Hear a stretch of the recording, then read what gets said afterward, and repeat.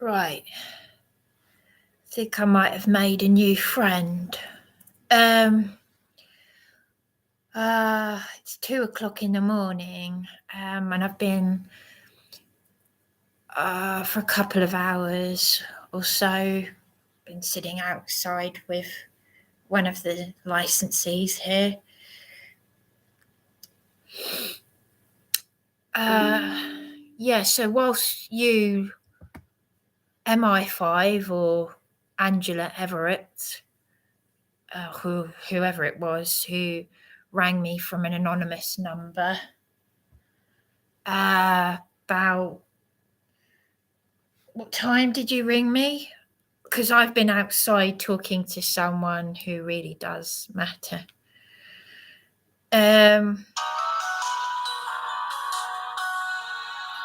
You rang me from an unknown number. I had an anonymous number ring.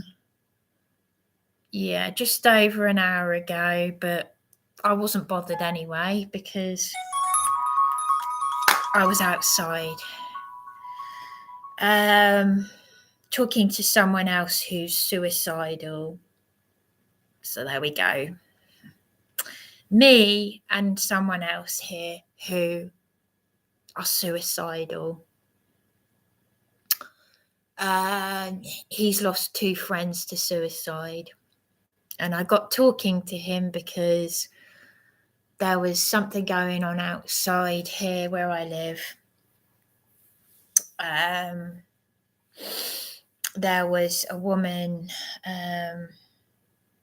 yelling in distress, something or other, drunk, I don't know, could be anything, but there was something going on outside. And the police had her on the ground. I saw blue lights flashing through the window, and I heard like the siren went for a second. So it gave me a chance to go outside, and there was a whole load of them, as always. For just one person, about 3 police cars and one great big van. This is what I'm learning and seeing as I go along. It's all new to me still. This has only been happening to me personally for the past 6 years.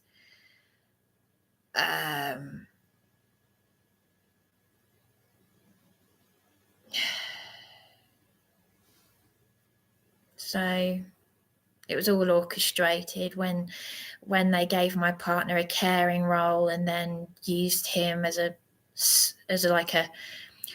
scapegoat for their crimes. So yeah, basically, I don't care who's watching. I don't care, because you're a bunch of turds anyway. And it's so nice to talk to someone who understands. He was begging me. He's actually begging me. I've got to be careful what I say because I want to protect this person. But he was begging to see me because he said, please don't go because I need you. He's thinking of killing himself. I'm thinking of killing myself. He's lost two friends to suicide already. 2 girlfriends. He said one of them was interestingly completely naked, because I was telling him about why I bared my top half to the police to make a statement, as to say you can't do any more evil to me. You can't break me. I'm already broken. You can't humiliate me. I've lost my father. I've lost everything. So yeah, basically I was out there a little while ago. That same female idiot, I don't know what her name is, but the same one who was with PC In fact, I might be able to tell what's his name, my new friend, this. She was with PC Harriet down at A&E when he said Darren was a knob, and she was laughing at my distress, and that was before my partner was arrested in Eben, his friend's flat. And I just went out there a while ago and I said, you're, I didn't swear, but I said, you're criminals. I said, so my father's been dead for over a year and you give me another damn good beating and leave me injured. That's it? Is it? And I was just saying, I tried to, they said, don't expose yourself. No, I said, do you want to lift my dressing gown? Do you want to see the bruises, if they're still there, caused by PC McCarthy? So I really need to get myself a smartphone, but I don't want one. This is just it. Because I want a normal life. I don't want to go around filming people, but this is the way the world is. I just want what I've been asking for 26 years, which is support with mental health, support in the community. I'm technically supposed to be on drugs and lying in a ditch, and I've never taken drugs. I don't drink, I don't smoke. And I was saying to my new friend, because we're both wanting to kill ourselves right now. We've both attempted suicide before. We're strangers to each other. And we're talking about how horrendous it all is. And I said, these bastards, pardon my French, they have helped push me to suicide. And I was just been sitting outside telling him this. We're not supposed to go in each other's flats or rooms or anything, but he...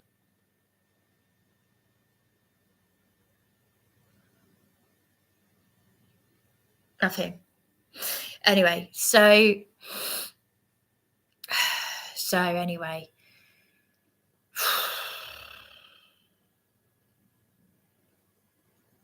be careful what you say.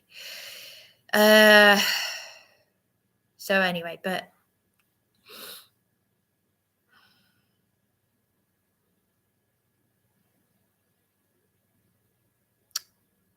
well, anyway, the long and short of it was he just saw me and just started talking, nice chap, and but I told him about how I exposed my top half to show that because of what they did to me. They've done everything to me. They've tortured me. They've targeted me because they're cowards. They're cowards. But it's nice to know that someone who really does... I mean, I have to protect myself. He was asking to come in here, and I can't invite strangers in anyway. I mean, I've let this place, I've got takeaway stuff all over the place. It's just, this is exactly the state I'm in right now. This kitchen, everything's brand new. I'm getting into the same state I was in when my mother died, and I had this nice boyfriend come to my mother's funeral, and then he turned emotionally and physically abusive almost immediately after the funeral because he knew that I had no one, and I could have spent time talking to people at my mother's funeral and getting their phone numbers, but no, he'd got what he wanted from me and threw me out of his flat. Police never called, nothing, because I'd never had any dealings with the police in my entire life until very recently, until the last 6 years. So I was telling my new friend here,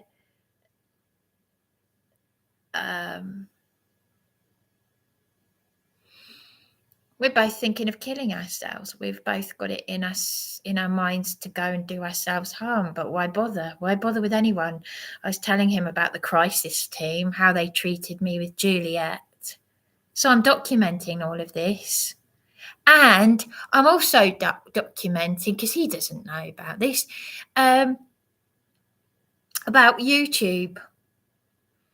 How YouTube and the Metropolitan Police are ignoring my complaints about police abusing powers, harassing calls, these crimes, and also these vile videos that I've seen. But hey ho. So I've got a new friend now who he said he'd do anything for me. I know I've got to be careful because he's like me, he's not well, and I've got to be careful how I say this. I know he said I'd treat you right if you were my girlfriend and all this sort of thing. So it's a bit difficult, but if I can save his life and he can save mine, even though we both want to be dead and we've tried to kill ourselves many times, and he too he used the narcissist word, so he too has been on the receiving end of narcissistic abuse. So we need each other right now. He actually needs my prayers, because he admitted that he's actually been into witchcraft and used a Ouija board. And I said, oh, that's dangerous. So we're all in a different place. Everybody's in a different place. And at the end of the day, I said to him, it costs nothing to show someone that you care. It costs nothing. You could get Joe Bloggs off the street. I said, not one person. I mean, I'm looking at myself and I look like I'm on drugs. I'm very pale anyway. I know I'm slightly anemic, but I look like I'm on drugs. But I've never taken drugs in my life. I can't believe he complimented me on my looks, because I feel like a right shite bag. But I'm greasy, I'm dirty, I'm filthy, and I just don't care anymore. This is what happens. But he needs my prayers. So, Abba Yahweh, I think something is happening, because there are the people I watch on YouTube who put the messages out there about the rapture. And there's someone who said, anyone who watches this video, I pray for those who watch this video. So there are things happening. There are things going on out there. But I did say to my new chap friend, I said, because he really desperately wants to see me tomorrow. We're both in a bad way. We're both in a very bad way. Both of us.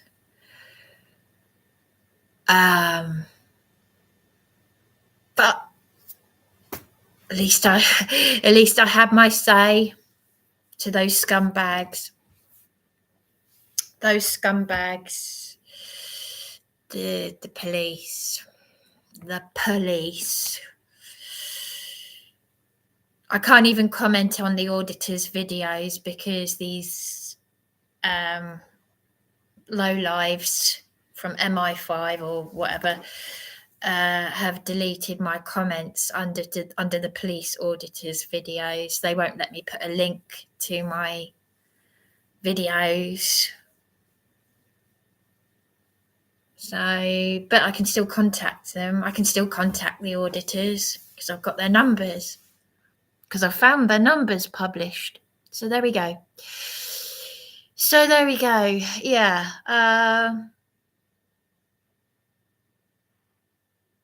Someone who knows what it's like to have narcissistic abuse in the family, and he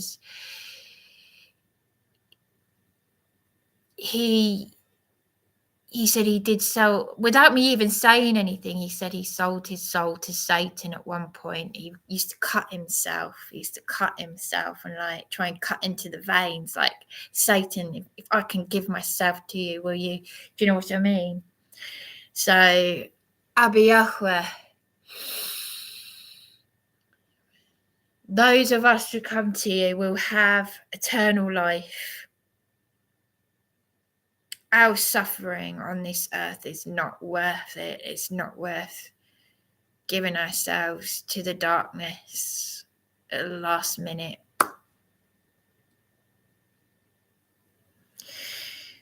But anyway, so there we go. But I wanted to say what I wanted to say to those police thugs, because as I said to my new chap friend, I said, if it's the last thing they ever see of me is my face saying to them, my father died and you didn't even... I was down at A&E with Juliet, my lady friend who's got cancer, and I was telling him how dare they to talk to me the way they did? How dare they? How dare they? So I'm the one who says I need to think of Juliet. They didn't say, I'm sorry to hear about your father. They didn't say, I'll look into it. Nothing. I was left with injuries by the police, but the good thing is that before I met this chap, and I was pointing to them outside, and they're saying, Bryony, keep away, keep your dressing gown down, and all this sort of thing. There's a lady up there, and I pointed, I gesticulated, I said, they are criminal, and the girl was going, mm-hmm. So she was on my side. There was a girl looking and going, I said there, do you know what they did? Do. I mean, I risked being arrested just then. But this is what people are saying, like three police cars and a huge police van just for that one girl. That one girl. And not once did they lay a finger on the actual convicted criminals in my council accommodation. And this is what I was saying to Cos, my new friend. I'm sorry, I shouldn't say your name. I know you don't know about my videos yet, but if you do learn about my videos, because obviously I'll tell you about them, but it's okay. Nobody knows who we are or well, they might know who I am possibly, but they don't know who you are. They don't know where I am. We got to keep it that way. But this is just about speaking the truth and documenting, because if they're like tonight I read what's the name on Facebook, a police whistleblower, Paul Dacres, because he's got a YouTube channel, and John Major's son. I don't usually swear, and Abba Yah, mighty Yah, please forgive me, but what a wanker. What a knob. I'm using that word now. What a knob. John Major's son. I'm glad that Paul Dacres has he's getting death threats from MI5 for doing for the people what should be done for the people, and what he's had the same treatment that I've had. So he's been a counsellor, and he was invited to join the Tory party, even the Freemasons, and Paul Dacres was saying how he exposed the firearms deals. And as a result, they used his mental health, which he's already been honest about, to weaponize. They did the same with John Alexander Patterson. They did the same with me. We're speaking the truth.